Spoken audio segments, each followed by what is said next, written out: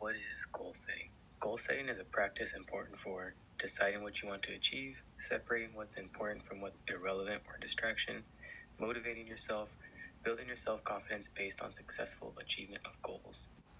Goals are put into three types. First type are outcome goals, which are usually focused on an end result and is dependent of others' behaviors and performance. Downside of this goal is it can lead to increased anxiety before competing. Second type are performance goals. These relate to someone's own level of performance or behavior, not dependent on others. Example of this is like hitting a home run and scoring a touchdown. This can lead to anxiety if too focused on performance goals. Third and final type are process goals. These focus on helping people reach their actual performance goals and have the same advantages as performance goals without getting the anxiety. Why goals work. Setting goals have four areas of influence on performance: directing the action and attention, mobilizing the effort, enhancement of your persistence. This basically means you have something to work towards and keeps you engaged, and developing new learning strategies. Principles of goal setting. Follow the guidelines of being smart when setting goals.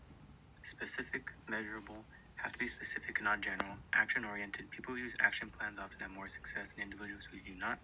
Realistic, easy goals do not present a challenge, which leads to less than max effort. If the goal is too hard, people often give up and lose motivation. And timely, goals need a time frame. According to the article Motivation, Goals, and Goal Setting by Richard K. Stratton, he covers methods to the goal setting process. Stratton suggests that long-term and short-term goals are both necessary. Evaluation will give frequent assessments that will help athletes see their progress and motivate them to continue the process. Tracking can be done by doing written or virtual logs that will allow each athlete to record their data. Personalized goals will allow each player to feel a meaningful connection with expectations of the team, which will help them work harder in cohesion. A different research study titled Goal Settings with Athletes' Confidence and Motivation was done in Indonesia, where they examined 30 athletes to find a correlation of goal setting with self-confidence and motivation. A t-test was done and concluded that there is a significant relation between goal setting and self-confidence with 87.3%. Goal setting and motivation attributed to 94.85%. This means that athletes will achieve high accomplishments with proper technique and goal setting.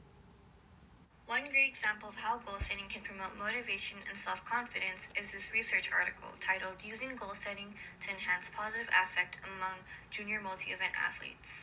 The purpose of this research study is to examine the effects goal setting intervention on the positive and negative affective responses. The participants of this research study include 3 athletes with a minimum of 3 years of experience within competitive environments. In this 7-week intervention study, the participants were asked to complete the positive affect, negative affect schedule at the beginning and the end of their intervention. The participants also kept a weekly goal-setting diary where they would record and track their goal-setting experiences using the guidelines of SMART goals. The researchers concluded that there was a significant increase in positive affect among their participants. Coaches should look into implementing goal setting with their athletes. By implementing goal setting, we can keep an athlete focused and motivated. There are times where athletes lose motivation because they are not seeing progress or they cannot perform like they want.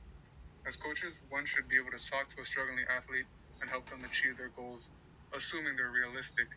If not, one must bring them down to earth and say, hey, maybe that's too much. How about we start here instead? To give you an example, a bowler wants to win a bowling tournament, but has trouble converting his spares. As a coach, one should say, okay, but we need to practice on converting the spares as it will have a great impact on your overall score.